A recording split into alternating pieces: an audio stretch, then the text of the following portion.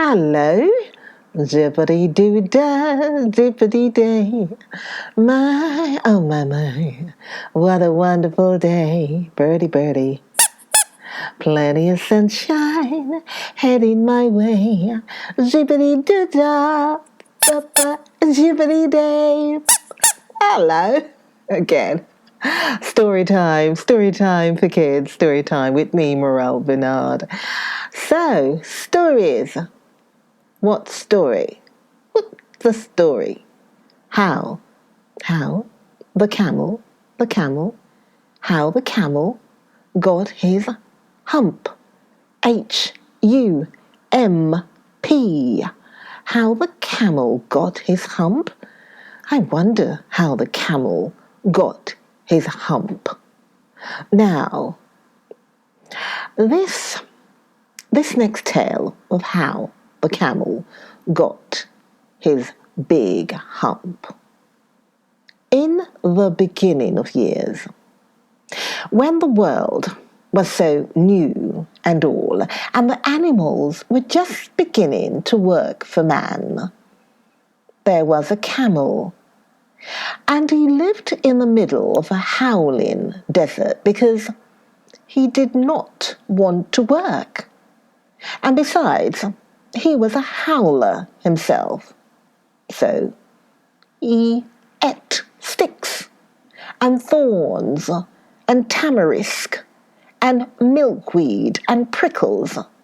Most excruciating idle. And when anybody spoke to him, he said, "Humph," just humph, and no more. Presently, the horse came to him on Monday morning with a saddle on his back and a bit in his mouth and said, "Camel, oh camel, come out and trot like the rest of us." "Humph," said the camel, and the horse went away and told the man. Presently, the dog came to him with a stick in his mouth and said, "Camel, oh camel, come and fetch and carry like the rest of us." "Humph," said the camel, and the dog went away and told the man. Presently, the ox came to him with the yoke on his neck and said, "Camel, oh camel, come and plough like the rest of us." "Humph," said the camel, and the ox went away and told the man. At the end of the day, the man called the horse and the dog and the ox together and said, "Three, oh three, I'm very sorry for you, with the world so new and all. But that hump thing in the desert can't work, or he would have been here by now. So I'm going to leave him alone, and you must work double time to make up for it." Well, that made the three very angry with the world so new and all, and they held a palaver and an indaba and a panchayat and a powwow on the edge of the desert. And the camel came, chewing on milkweed, most excruciating idle, and laughed at them. Then he said, "Humph," and went away again. Presently, there came along the dinge in charge of all deserts, rolling in a cloud of dust, dinged always travel that way because it is magic. And he stopped to palaver and pow-pow with the three. Dinge, of all deserts, said the horse, is it right for anyone to be idle with the world so new and all? Well, certainly not, said the Dinge. Well, said the horse, there's a thing in the middle of your howling desert, and he's a howler himself, with a long neck and long legs, and he hasn't done a stroke of work since Monday morning. He won't trot. Whoosh, said the Dinge, whistling. Oh, that's my camel, for all the gold in Arabia. What does he say about it? He says, humph, said the dog. And he won't fetch and carry. Does he say anything else? Only humph. And he won't plough, said the ox. Very good, said the Dinge. I'll humph him if you will kindly wait a minute. The Dinge rolled himself up in his dust cloak and took a bearing across the desert and found the camel most excruciatingly idle, looking at his own reflection in a pool of water. My long and bubbly friend, said the Dinge, what's this I hear of your doing no work with the world so new and all?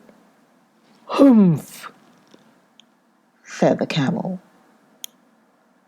The Dinge sat down with his chin in his hand and began to think a great magic, while the camel looked at his own reflection in the pool of water.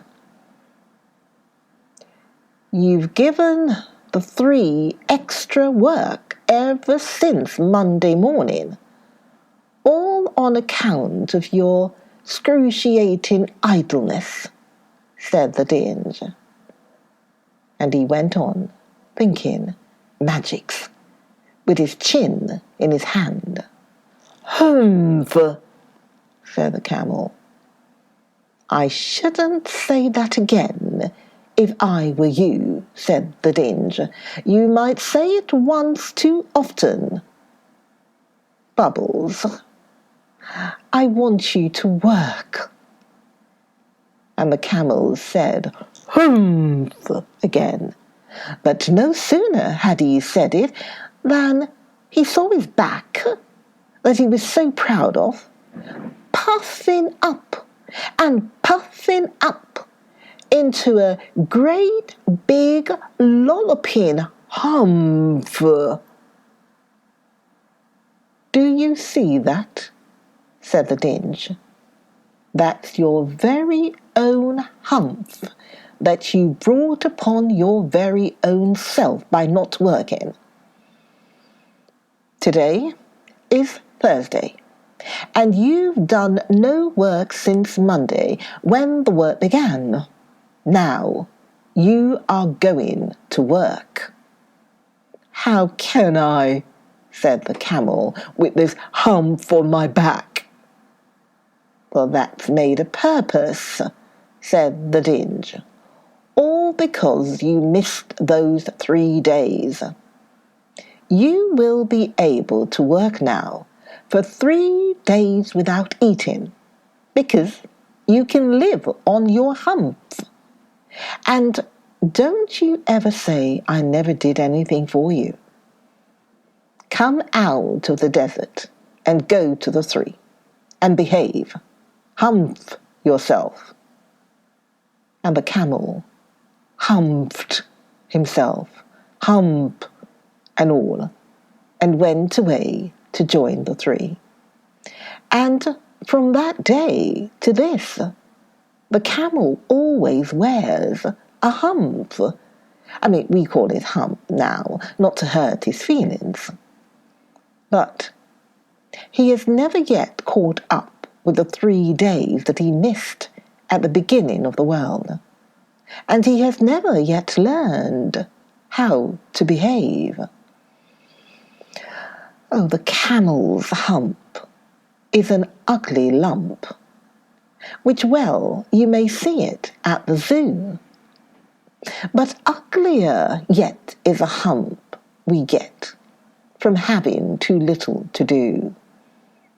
Kiddies, and grown-ups too, if we haven't enough to do, we get the hump. Camellia's hump. The hump that is black and blue. We climb out of bed with a frowsy head and a snarly, yarly voice. We shiver and scowl and we grunt and we growl at our bath and our boots and our toys. And there ought to be a corner for me, and I know there is one for you, when we get the hump, Camellia's hump, the hump that is black and blue. The cure for this ill is not to sit still or frowsed with a book by the fire, but to take a large hoe and a shovel also, and dig till you gently perspire. And then you will find that the sun and the wind and the dinge of the garden too have lifted the hump, the horrible hump, the hump that is black and blue. I get it as well as you.